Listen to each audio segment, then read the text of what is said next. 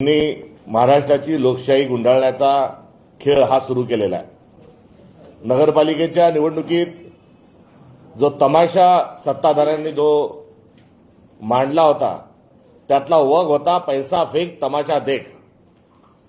आता शहरी भागात महानगरांमध्ये आल्यानंतर आता त्यांनी वगाचं नाव बदललंय, तमाशा त्यांचा तसाच चालू आहे। बाप बडा ना भैया सबसे बडा रुपया हा वग आणि हा तमाशा आज सुरू आहे।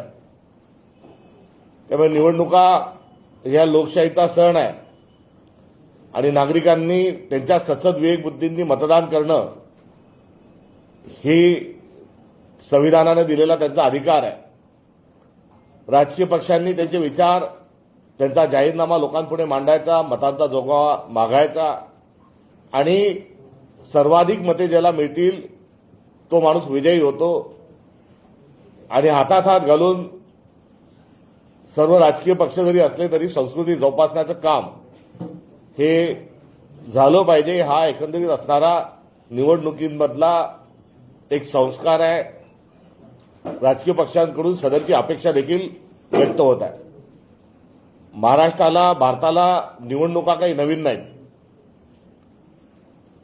पंडित जवाहरलालजी नेहरूंच्या काळातील निवडणुका, विरोधकांशी त्यांचे असणारे संबंध नवे तर सर्व विचारधारा ज्या आहेत त्या विचारधारा या जिवंत असल्या पाहिजे आणि लोकांनी सचत विवेक बुद्धीला त्यांच्या आवाज देऊन, हाक देऊन निवडणुका घेतल्या पाहिजे आणि सर्वांना लोकशाहीमध्ये स्पेस असली पाहिजे हे धोरण नेहरूजींनी ठरवलं आणि त्याकरता त्यांच्या पहिल्या मंत्रिमंडळात 6 बिगर काँग्रेसी लोकांना त्यांनी मंत्री केलं की जे काँग्रेसचे नव्हते आणि त्याच्या मागचा हेतू की विचाराची देखील विविधता असली पाहिजे आणि त्यातून चांगलं काय, समाज हिताचं काय हे लोक निवडतील आणि त्याकरिता राजकीय पक्ष प्रबोधन करतील। मात्र ही आपली असणारी मोठी परंपरा, संस्कृती ही गुंडाळून ठेवल्या जात आहे। तर दुसरीकडे गावगाडा जेव्हा आपण चालवतो तेव्हा गावगाडा चालत असताना केवळ आणि केवळ राजकीय पक्ष म्हणून पुढे जाता येत नाही। सर्व स्थानिकांना सोबत घेऊन आणि स्थानिकांची मोठ बांधूनच पुढे जाणं आवश्यक असतं। हे पंचायत राजचं, स्थानिक स्वराज्य संस्थांचं स्वरूप याला देखील काळिमा फासत आहे आणि यांची जी भूक आहे, सत्तेची जी भूक आहे ही आता एका फार मोठ्या लोकशाही गिळंकृत करण्याच्या निर्णायक टप्प्यावर येऊन ठेपलेली आहे आणि लोकशाहीला वाचवण्याच्या अनुषंगानं सर्व नागरिकांच्या सचत विवेक बुद्धीला आम्ही पुन्हा एकदा हाक देत आहोत आणि नगरपालिकेच्या निवडणुकीमध्ये जो पैशांचा जो मोठ्या प्रमाणावर वापर झाला, मतदारांना पैसे दिले गेले, प्रलोभनं दिल्या गेले, त्याचाच कित्ता हा गिरवला जात आहे। महानगरपालिकेमध्ये आता अधिक बेशरम स्वरूपाचं एक चारित्र्य घेऊन भारतीय जनता पक्ष आणि त्यांचे मित्र पक्ष हे निवडणुकीला उतरले आहेत। घोडेबाजार नावाचा शब्द हा लोकशाही विरोधात वापरला जातो आणि निवडून आल्यानंतर घोडेबाजार मांडला असं म्हटलं जातं। मात्र यावेळेस घोडेबाजार जो आहे हा निवडून येण्याच्या आधीच हा घोडेबाजार जो आहे हा भारतीय जनता पक्षांनी आणि त्यांच्या मित्रपक्षांनी मांडला आहे। एकंदरीत अनुपोज निवडून आणण्याच्या या सर्व त्यांच्या कारस्थानाचा आम्ही तीव्र शब्दामध्ये निषेध करतो आणि निषेध करण्याच्या मागचं जे कारण आहे ते काँग्रेस ही केवळ भूमिका यामागे नाही तर संविधान आणि लोकशाही आणि निकोप लोकशाही या अनुषंगानं देखील आज सगळ्या नागरिकांनी या सर्व प्रवृत्तीचा आणि या सर्व घटनांचा निषेध केला पाहिजे ही भावना देखील या निमित्ताने व्यक्त करतो। अनपोज या आपोआप झालेल्या नाहीत, अनपोज कोणी माणूस लोकप्रिय म्हणून झालेल्या नाहीत। अनपोज करण्याकरता मोठ्या प्रमाणावर धाक, दफट आणि पैशाचा मोठा खेळ झालाय आणि हा सगळा खेळ असताना याचे मूक साक्षीदार हे निवडणूक आयोगाचा मूक साक्षीदार कुठेतरी बनलेला आहे। व्यवस्था ही देखील या सगळ्या गुंडागर्दीमध्ये ही सत्ताधाऱ्यांचा त्यांना सपोर्ट करत आहे, त्यांना पाठिंबा देत आहे हे देखील या निमित्ताने स्पष्ट होत आहे आणि वेळेच आपण सावध जर झालो नाही तर काळ आपल्याला माफ करणार नाही ही देखील साथ आम्ही काँग्रेस पक्षाच्या वतीनं तमाम नागरिकांना या ठिकाणी घालू इच्छितो आणि अनपोज जरी निवडणुका झाल्या असल्या तरी नोटाचा जो अधिकार आहे तो अबाधित आहे. त्यामुळे नोटाचा अधिकार हा अनपोज झालेल्या ठिकाणी जो निवडून आलाय हा सोडून हा जो ऑप्शन आहे तो दाबण्याच्या अनुषंगानं तिथे मशीन ठेवावी. मतदानाच्या दिवशी निवडणुका होत असताना लोकांना या सगळ्या प्रक्रियेचा निषेध नोंदवता यावा किंवा त्यांना त्यांचा अधिकार जो आहे तो मतदानाचा वापरता यावा म्हणून निवडणूक आयोगाने त्या दिवशी तिथे अनपोज तथाकथित अनपोज जरी झाले असले तरी नोटा या ऑप्शनचं बटन आणि मशीन त्या ठिकाणी ठेवावी ही काँग्रेस पक्षाची आमची मागणी आहे. या सर्व प्रक्रियेला काळीमा फासण्याचं जे काम आहे हे अनेक पातळीवर वेगवेगळ्या ठिकाणी झालंय. मात्र देशाचे राष्ट्रपती, उपराष्ट्रपती, राज्यपाल आणि विधानसभा, विधान परिषदेचे सभागृहाचे जे अध्यक्ष आहेत हे सर्व एक संविधानिक पद आहे. हे गरिमेचं पद आहे. आपण राज्यपालांना, राष्ट्रपतींना महामहिम म्हणतो आणि विधानसभेच्या, विधान परिषदेच्या अध्यक्षांना देखील त्याच प्रवर्गामध्ये आपण समजतो. ते कोणत्याही एका पक्षाचे नसतात. जेव्हा निवडून येतात तेव्हा भलेही ते कोणत्या पक्षाचे असू शकतात, मात्र निवडून आल्यानंतर त्यांनी कस्टोडियन म्हणून, सभागृहाचं कस्टोडियन म्हणून आणि संविधानाचा कस्टोडियन म्हणून त्या ठिकाणी त्यांची कर्तव्य पार पाडली पाहिजे. मात्र जे नार्वेकर नावाचं जे प्रकरण महाराष्ट्राच्या जाज्वल्य स्वरूपाच्या एक सांस्कृतिक इतिहासामध्ये एक समोर आलेला आहे, हा सगळा आपली संस्कृती बुडवणारा, महाराष्ट्र धर्म हा डुबवणारा, अधर्मी अशा स्वरूपाचं राहुल नार्वेकरांचं एकंदरीत आतापर्यंतचं योगदान यांनी त्यांचं कर्तृत्व राहिलेलं आहे. हे कर्तृत्व फक्त भारतीय जनता पक्षाच्या दृष्टिकोनातून आहे अथवा हे करंटेपण हे कायम स्वरूपामध्ये त्यांच्या कपाळावर गोंदवल्या गेलेलं आहे. महाराष्ट्राचं हे काळा एक पान आहे. एवढं परखड त्याच्यावर टीका करण्याचं कारण काय, तर राहुल नार्वेकरांना दुसऱ्यांदा विधानसभेचा अध्यक्ष का केलं, कारण पहिल्या वेळेस त्यांनी अनुसूचित 10 अर्थात पक्षांतर बंदी कायदा या विषयाच्या अनुषंगानं सत्ताधाऱ्यांना मदत केली. त्यावेळेस त्यांनी संविधानाच्या छातीत सुरा खोपसण्याचं काम हे राहुल नार्वेकरांनी केलं होतं आणि त्यावेळेस अनुसूचित 10चं मर्डर केलं, संविधानाचं मर्डर केलं. म्हणून त्यांना दुसऱ्या टर्ममध्ये शबाशी खातर पुन्हा विधानसभेचा अध्यक्ष करण्याचा बेशरमपणा, क्रूरपणा हा भारतीय जनता पक्षानं त्यांच्या निवडीच्या वेळेस दाखवला होता. आता हेच राहुल नार्वेकर यावेळेस निवडणूक आयोगाला फासावर लटकवण्याचं काम हे सर्वांच्या साक्षीनं हे करत आहेत.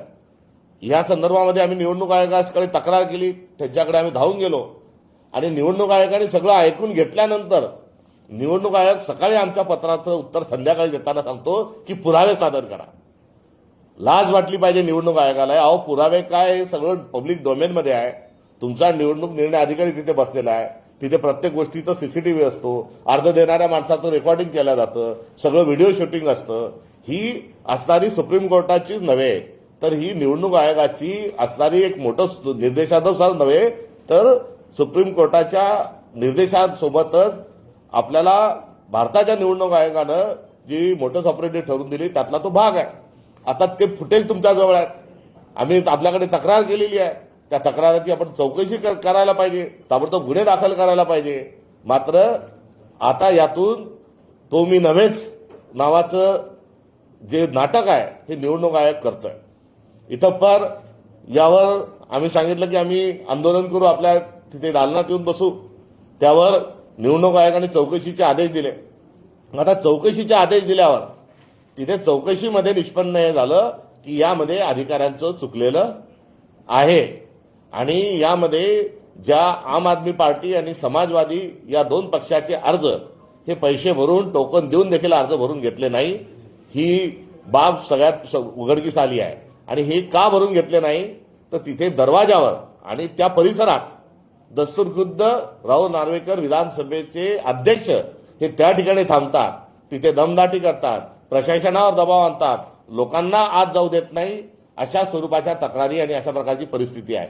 दुपारी 4 वाजेनंतर तर सीसीटीव्ही फुटेज हे गायब केलं जातं आणि विधानसभेचे अध्यक्ष एवढं सन्मानाचं पद, एखादा चौकातला टपोरी पोरगा जसा वागतो, एखादा मव्वाली जशी दमदाटी करतो तशी मव्वाल्यासारखी, टपोऱ्यासारखी दमदाटी राहुल नार्वेकर हे करताना आढळून आलेले आहेत. कोणाला पोलीस मारतील सांगतात, त्यांचे हातवारे बघा, त्यांची देहबोली बघा. काय आपल्या विधानसभेचा महाराष्ट्राचा अध्यक्ष इतका चीफ स्वरूपामध्ये त्यांचं वर्तन आहे. चीफ मिनिस्टर अजून किती चीफ लोकांना तुम्ही प्रमोट करणार, हाही प्रश्न या निमित्ताने या ठिकाणी उपस्थित होतोय. राहुल नार्वेकरांच्या कार्यालयात 70 कर्मचारी आहेत आणि चुन के त्यांनी याची निवड केलेली आहे. आम्ही माहिती मागत आहोत की त्यातले आपण अधिकृत किती आहेत आणि यामध्ये जे भ्रष्ट कारभार करण्याकरता महाराष्ट्रभर प्रसिद्ध आहेत. कोणाचा सिडकोचे प्लॉट घेऊन करण्याचा धंदा आहे, कोणाचा एमआयडीसीचे प्लॉट करण्याचा धंदा आहे, कोणी बिल्डरशिपमध्ये आहे, कोणी ब्लॅकमेलर आहे. असे सगळे जे गुंड जे आहेत, असे जे भ्रष्ट अधिकारी जे आहेत, यांना एकत्रित विधानसभेमध्ये करून त्या ठिकाणी विधानसभे अध्यक्ष म्हणून नव्हे तर एक आका म्हणून वावरण्याचं एक पाप हे राहुल नार्वेकरांकडून होत आहे. आणि जर आता अधिकाऱ्याची कृती अयोग्य अशा स्वरूपाचा शेरा असणारा जर अहवाल प्राप्त झालेला आहे तर निवडणूक आयोग मुख गळून गप्प का?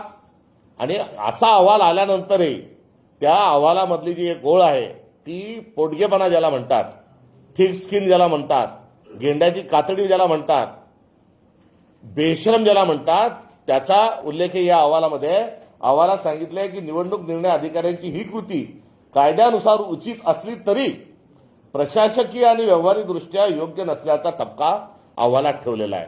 हे कोणते शब्द आणले? कायदेशीररित्या योग्य आणि प्रशासकीय दृष्टिकोनातून अयोग्य.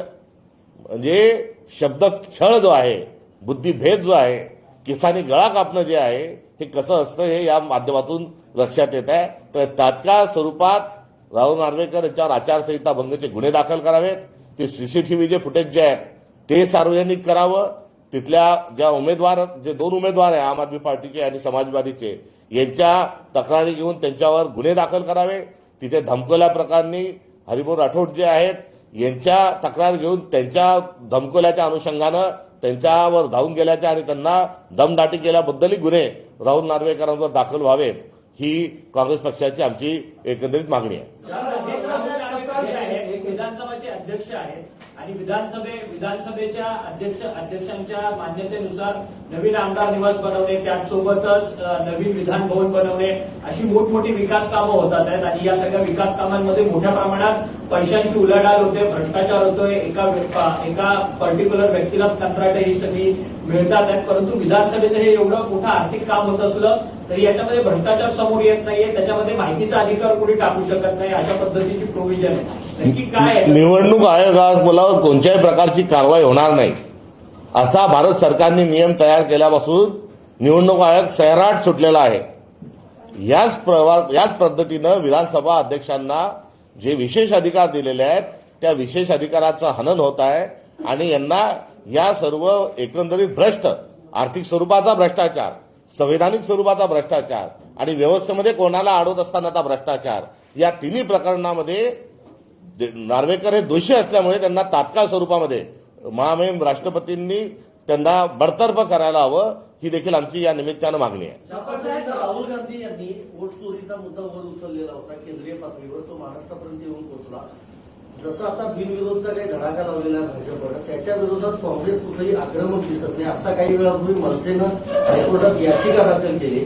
तुम्ही काय रस्त्यावरची लढाई लढणार की न्यायालयीन लढाई लढणार या सगळ्या संदर्भात? वोट चोरीच्या अनुषंगानं महाराष्ट्रभर रॅलीज झाल्या, महाराष्ट्रभर आम्ही रस्त्यावर उतरल्याचं आपण बघितलं. याच टिळक भवनच्या समोर देखील आम्ही जे आंदोलन केलेले तेही आहेत. अनेक आंदोलन झालेले आहेत.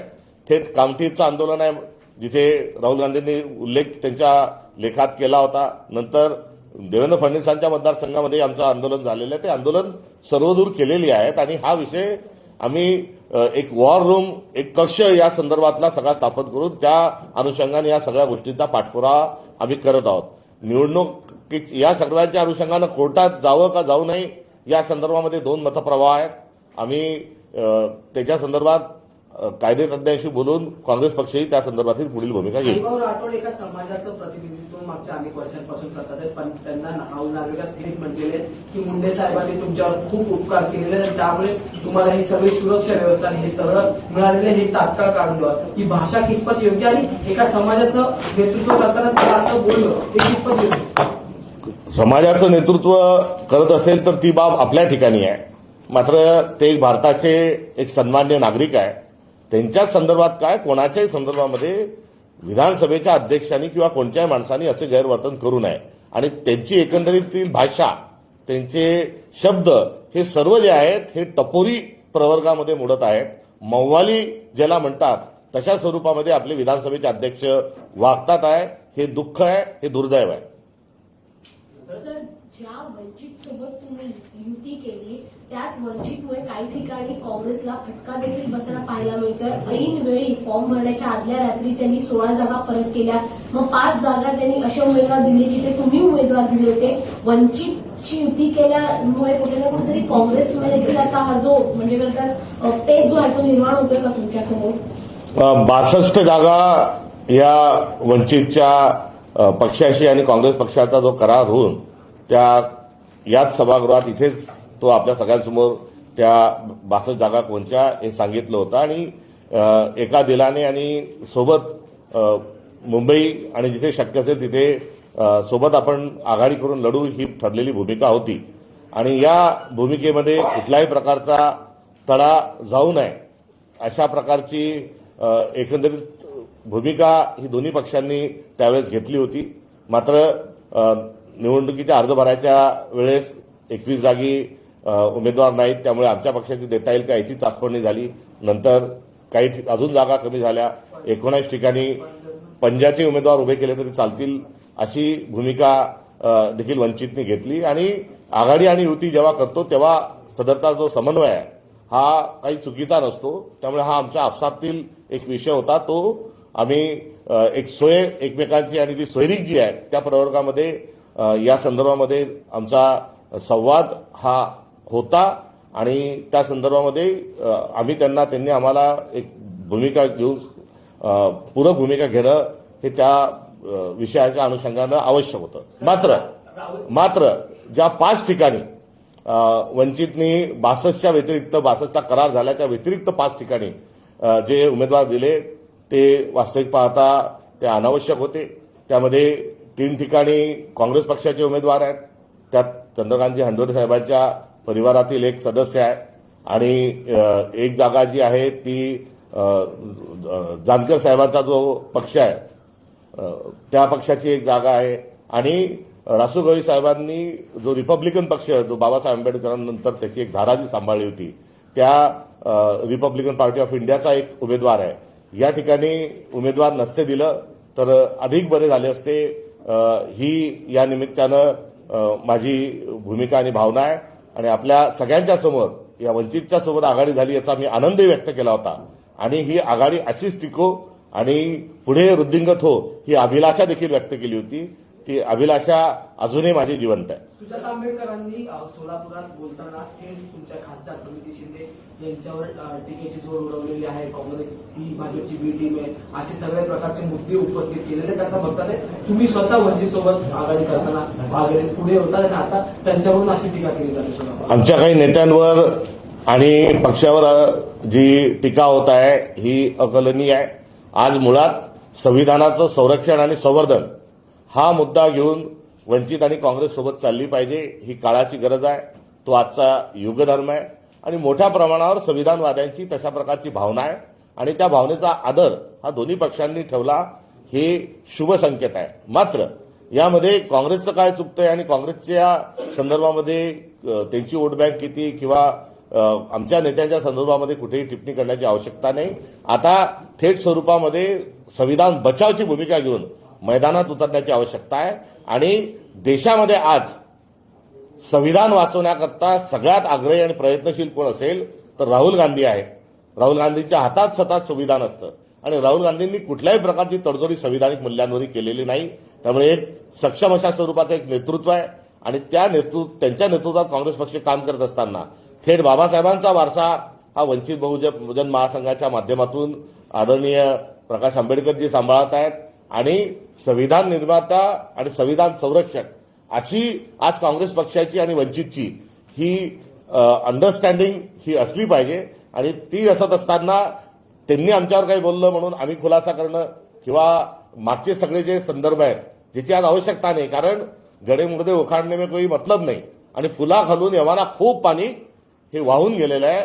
आज आपण जिथे उभे आहोत तिथून निकरीची लढाई लोकशाही वाचवण्याकरता, आज संविधान वाचवण्याकरता, संविधानिक मूल्यांकरता आज पुन्हा एकदा मोठा स्वातंत्र्य संग्रामाचा लढा पुकारण्याची आवश्यकता आहे. आणि या लढ्यामध्ये या भूमिकेकरता आम्ही आमची अर्थ हाक जी आहे ही भारताच्या नागरिकांना आहे आणि आमचे सहविचारी म्हणून वंचितला देखील अशाच प्रकारची आमची त्यांनी आम्हाला साथ द्यावी आणि आपण या भूमिकेतून पुढे जाऊ ही त्यांच्याकडून असणारी आमची अपेक्षा आहे. सर, माजी आमदार आहेत नरेंद्र पवार भाजपचे, ते म्हणतात की धनुष्यबाणाचा सुपडा साप जो आहे तो बदलापुरातून आता सुरू झालेला आहे आणि त्याचसोबतच इथच्या खासदारांनी जास्त गुंडगिरी किंवा दमदाटीपणा करू नये. त्यांचे वडील, त्यांचे बाप नरेंद्र मोदी आहेत. एक फार महत्वाचा मुद्दा मी या निमित्तानं महाराष्ट्रातील जनतेच्या निदर्शनास आणू इच्छितो.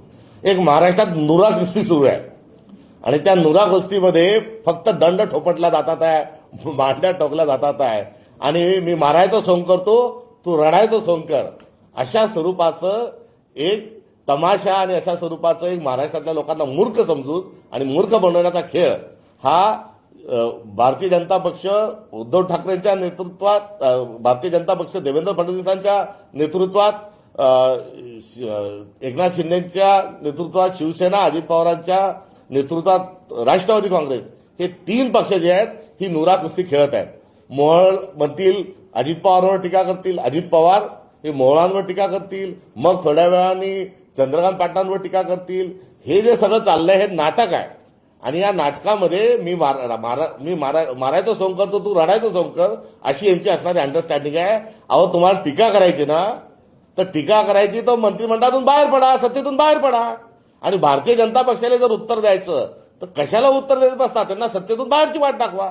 एकत्र मलिदा खायला एकच, चोर चोर मौसेरे भाई एकत्र, एक थाली के चट्टेपट्टे दोघेही. आणि निवडणुकीच्या स्टेजवर गेल्यानंतर जे नाटकं करतात आहे या सर्व नाटकीपणाबद्दल आता यांना ऑस्कर पुरस्कार द्यावा का नटसम्राट म्हणून यांचा उल्लेख करावा, हा एक मोठा प्रश्न महाराष्ट्राला पडलेला आहे. सर, खरं तर शेवटच्या दिवशी सभा घेण्यासाठी सगळेजण छत्रपती शिवाजी महाराज पार्कवरती अर्ज दाखल करण्यासाठी घाई करतात. ठाकरे मधूनही दाखल केला होता, मात्र त्यात काही त्रुटी आलेल्या आहेत, त्यांना अजूनही पार्क मिळाले. आपण अर्ज दाखल करणार का? आपल्या शेवटच्या सभांचं कसं आयोजन असेल या संदर्भामध्ये मला कल्पना नाही. सर, दिल्ली दी सर, आप राहुल नार्वेकर के मुद्दे पर काफी ज्यादा आक्रामक है. क्या उन्होंने पूरे चुनाव आयोग की भूमिका को किस तरह देखी मुद्दे पर, और क्या जिस तरह निर्विरोध चुनाव को लेकर बवाल कर रहा है, क्या कोर्ट भी जाएंगे आप लोग? राहुल नार्वेकर, इनका जो रवैया है, उन्होंने सीधे तरीके से उनकी पद की गरिमा जो है उन्होंने उसको बेच डाला है और बहुत ही बेशरम तरीके से उनका बर्ताव रहा है. मवाली जिस प्रकार से भाषा का इस्तेमाल करते हैं, जैसे जो बॉडी लैंग्वेज होती है उसी तरह से वो वहां कैंडिडेट को वहां पर वो उनसे झगड़ा कर रहे हैं, उनको नॉमिनेशन भरने के लिए रोक रहे हैं. और इसका सारा सीसीटीवी फुटेज होने के बावजूद और सारा मामला पब्लिक डोमेन में होने के बावजूद चुनाव आयोग जो है उनको बचाने की कोशिश में है. उनका एक तरीके से भ्रष्टाचारी है और इन भ्रष्टाचार और उस पद की गरिमा को उन्होंने खो देने के कारण उनको तात्काल स्वरूप में बर्खास्त करना चाहिए. उनको आचार संहिता के उल्लंघन की धाराओं के तहत, उसके साथ ही 2 कैंडिडेट को नॉमिनेशन भरने से रोकने के जुल्म में और राठौड़ जी जो एक वहां थे मौजूद, उनको वो थ्रेटिंग करने, इन तीनों मामलों पर उन पर कानूनन कार्रवाई होना चाहिए. आपने जो कहा कि नोटा का इस्तेमाल करने की बात है, जो मांग कर रही है कांग्रेस, उस पर जरा हिंदी. चुनाव आयोग जो है, इस चुनाव आयोग और सरकार की मिलीभगत और व्यवस्था भी उनके साथ है. जो सौदेबाजी होती है, जो सौदेबाजी चुनाव के बाद जो होती रहती है, तो इस बार चुनाव से पहले ही बदकिस्मती से वो देखी गई, पाई गई. और निर्विरोध आने में जो एक षड्यंत्र है वहां पर वास्तव में किसी की लोकप्रियता के कारण ये नहीं हुआ है, तो उनको धमकाकर सत्ता जो है उसका इस्तेमाल करते हुए, पैसों का इस्तेमाल करते हुए निर्विरोध चुनाव करने का एक गलत काम ये सत्ताधीशों ने किया है.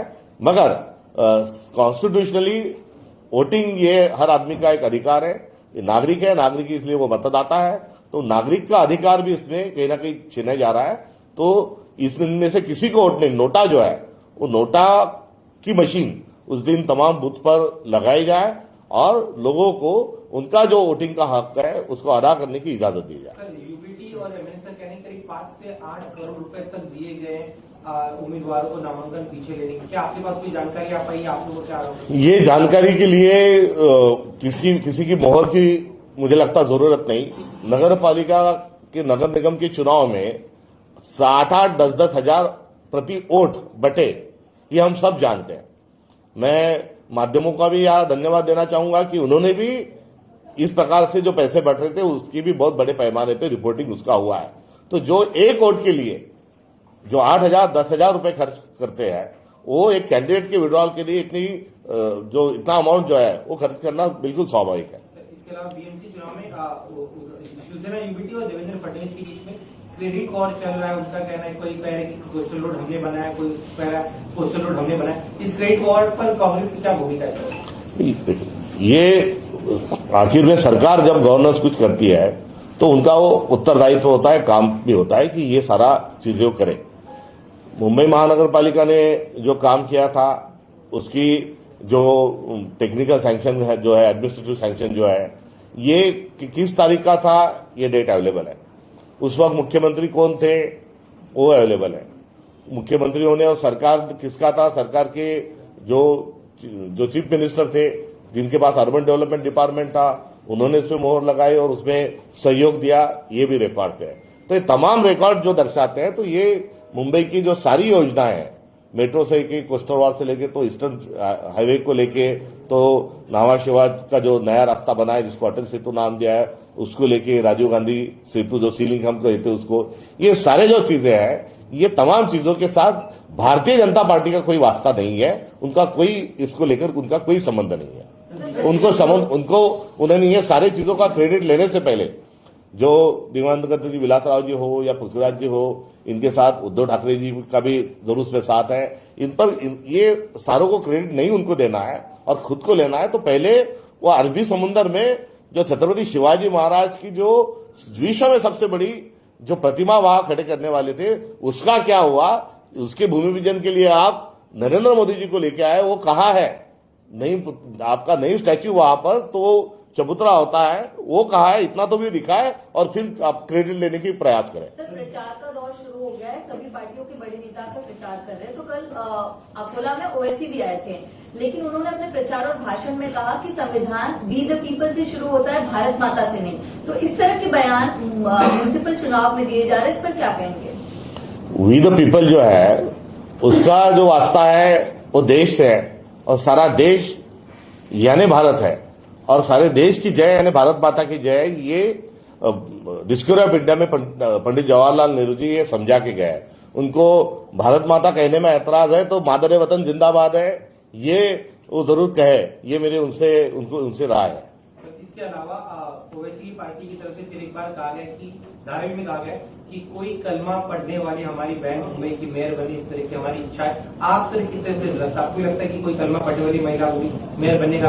ये मराठी बनना चाहिए, उत्तर भारतीय बनना चाहिए, खान ने बनना चाहिए, बान बनना चाहिए, कलमे वाला बनना चाहिए, ओम चल रहा है, श्री राम चाह रहे, इंसान बनना चाहिए, इंसानियत को संभालने वाला, भारत के संविधान का संवर्धन संरक्षण करने वाला और संवैधानिक प्रक्रिया से वहां पर मेयर बनना चाहिए।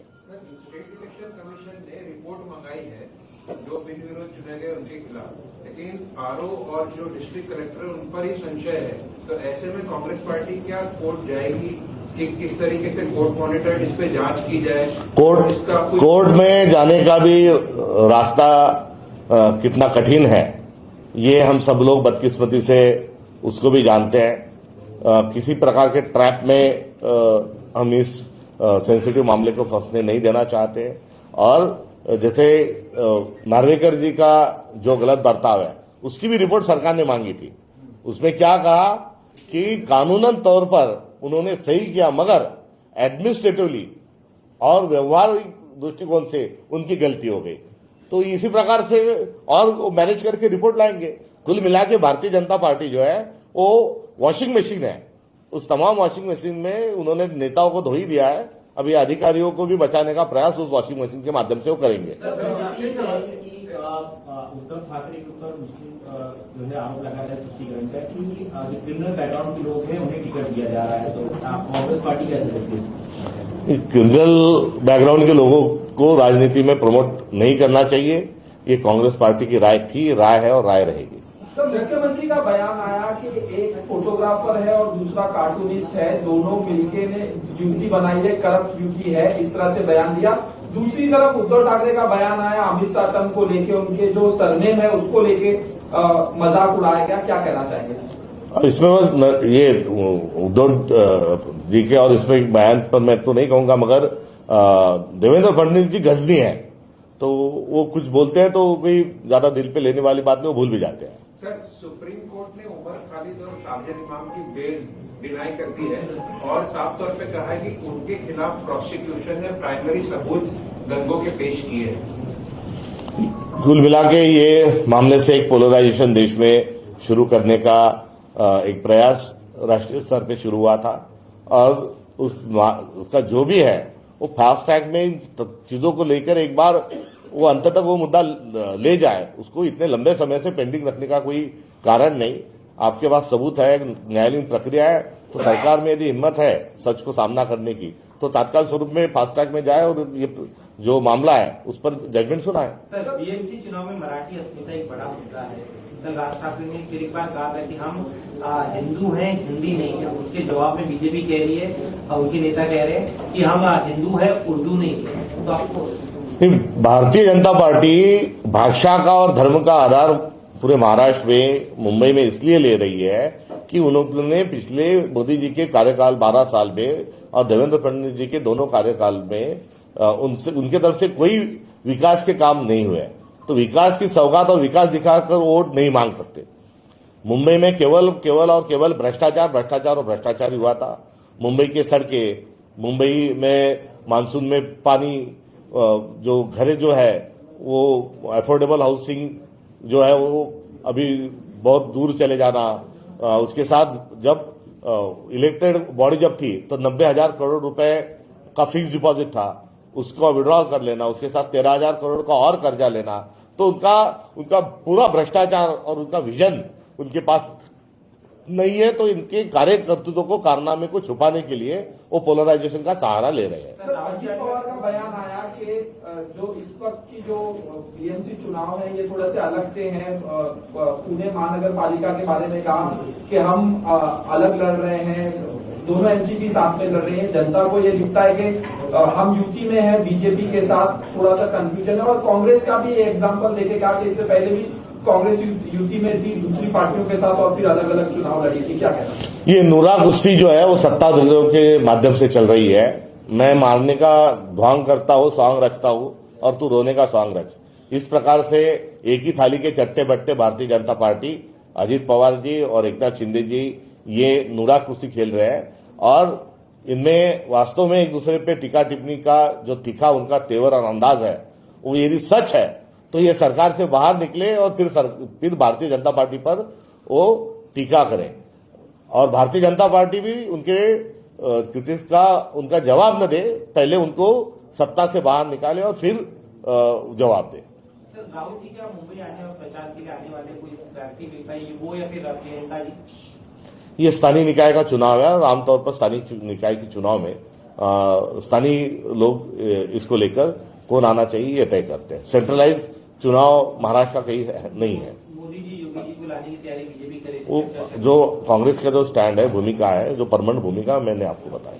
सर, दिल्ली दंगली प्रकरणी आज पुन्हा एकदा शेवटचं दिल्ली दंगली प्रकरणी आज पुन्हा एकदा शकील इमाम आणि उमर खालिद यांचा जामीन फेटाळलाय, तर वर्षभर जामिनासाठी अर्ज करू नका असं सुद्धा कोर्टाने म्हटलेलं आहे। विद्यार्थी संघटनेतून ही दोघांमध्ये खटला दाखल झाला, इतर 5 जणांना जामीन मंजूर केलं। प्रकरणाला प्रलंबित न ठेवता सदर प्रकरण जे आहे याचा लवकर निकाल लावावा, पुरावे आहेत नाही आहेत काय आहे ते फास्ट ट्रॅक प्रकरणात हे विषय चालवावा, या विषयाच्या अनुषंगानं मोठं राजकारण झालेलं आहे। मात्र त्यामध्ये दूध का दूध पाणी का पाणी झालं पाहिजे, फास्ट ट्रॅकमध्ये चालवावं, 3 महिन्यात 4 महिन्यात त्या केसचा निकाल लागेल याचं नियोजन सरकारने करावं। मात्र सरकार हे काही करत नाही आणि अशा मुद्द्यांना मुद्दामून चिघावत ठेवण्याच्या मागे काय कारण आहे याचं उत्तर हे केंद्र सरकारने दिलं पाहिजे।